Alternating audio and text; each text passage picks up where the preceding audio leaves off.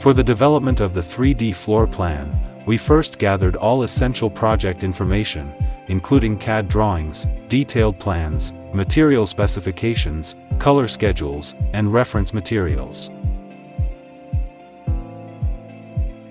Next, a base grayscale 3D model was developed to emphasize the composition, structural elements, and spatial layout, serving as a strong foundation for further refinement.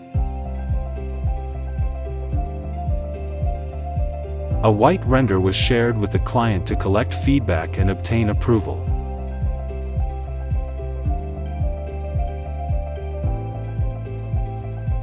Once the structure was approved, textures, lighting, and materials were applied to enhance realism, bringing the design to life with high-quality, photorealistic detail.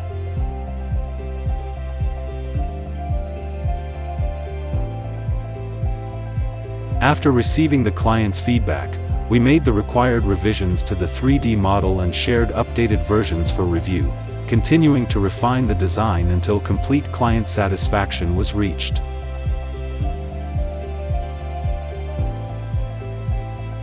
The final, client-approved 3D floor plans were meticulously refined and professionally prepared for delivery.